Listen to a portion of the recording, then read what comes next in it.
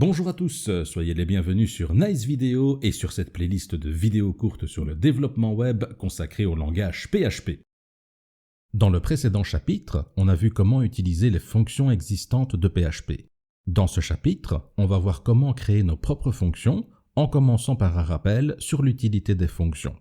Ensuite, la structure du code, on va créer notre première fonction, la portée des variables, valeur par défaut, argument nommé depuis PHP 8, le mot return, passage par référence et la récursivité. C'est parti. L'utilité des fonctions. Une fonction, c'est un bloc de code qui permet d'améliorer la lisibilité et de répéter des instructions à différents endroits. La structure du code est très simple. Function, le nom de la fonction, entre parenthèses, s'il y en a un ou plusieurs arguments, on ouvre et on ferme les accolades, le code à exécuter, qui est appelé le corps de la fonction, et s'il y en a un, le mot-clé return, qui peut retourner une valeur.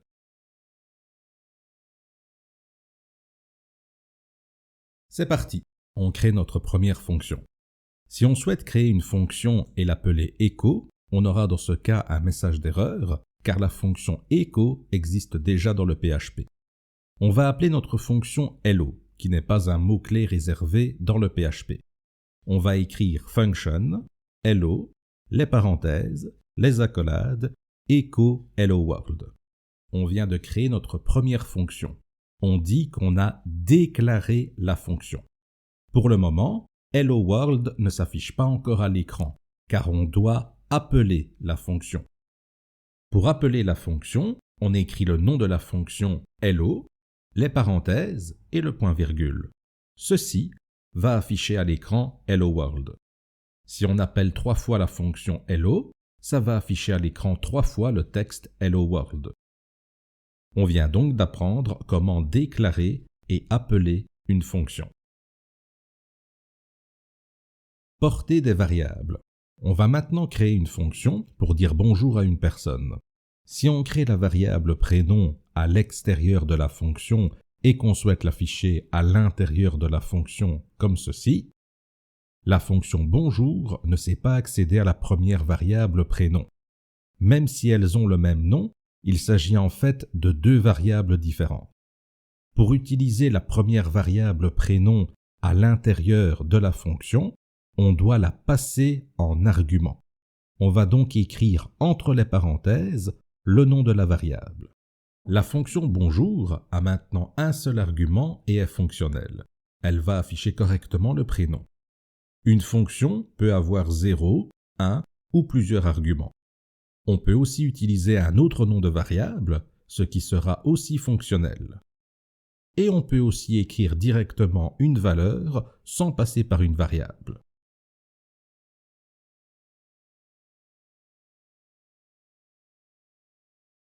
Valeur par défaut.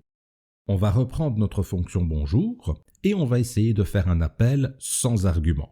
Ceci n'est pas fonctionnel, car on n'a pas encore de valeur par défaut pour l'argument. On va donc préciser la valeur par défaut. Grâce à cette modification, un appel sans argument va afficher la valeur par défaut.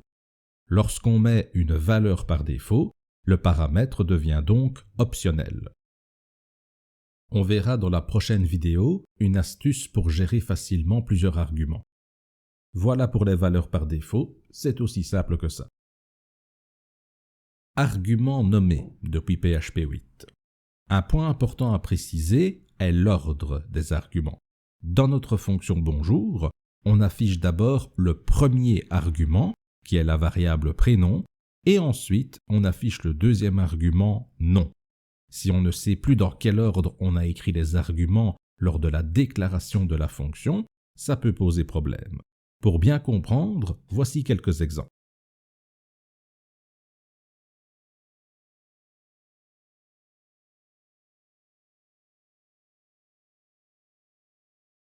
Ceci est correct, car comme dans la déclaration de la fonction, on a en premier le prénom et en deuxième le nom. Maintenant, si on échange, voilà ce que ça donne. Ceci n'est pas correct, Le code est fonctionnel, mais ça ne fait pas ce qu'on veut. Ceci va donc afficher en premier la variable nom, car elle est ici en premier paramètre, car lors de l'appel à la fonction, on ne prend pas en compte les noms de variables, mais uniquement l'ordre des arguments. Vous commencez à avoir l'habitude, à chaque vidéo, un bon café peut vous venir en aide.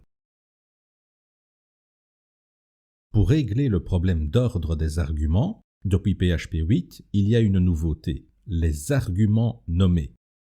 On reprend la déclaration de la fonction bonjour sans rien modifier, et on va faire un appel de cette fonction bonjour et voir ce que ça donne.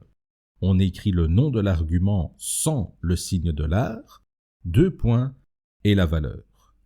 Maintenant, on va intervertir les deux arguments. Comme vous le voyez, l'ordre n'a plus d'importance grâce aux arguments nommés. Personnellement, même si les arguments nommés sont un avantage à utiliser, je ne suis pas encore satisfait de la manière de les utiliser. On en parlera dans la prochaine vidéo. Return. Lorsqu'une fonction ne contient pas de return, on dit qu'elle est de type void. On peut avoir return point virgule qui quitte la fonction mais ne renvoie pas de valeur, elle est de type void, return une valeur et même return une fonction. Le mot-clé return permet d'une part de quitter la fonction et d'autre part de renvoyer une valeur. Dans cet exemple, le mot-clé return va directement quitter la fonction sans aucune valeur de return et tout le code qui suit dans la fonction ne sera pas exécuté. Une fonction qui renvoie une valeur numérique comme ceci est de type int. Depuis PHP 7, lors de la déclaration de la fonction, on peut préciser directement le type de retour comme ceci.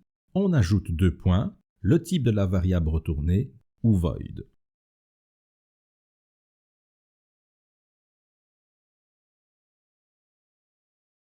Passage par référence.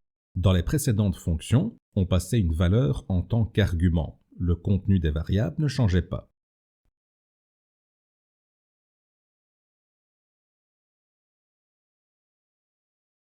Maintenant, on va passer une valeur par référence. On va écrire le « et » commercial juste avant la variable, ce qui va modifier la variable. C'est aussi simple que ça.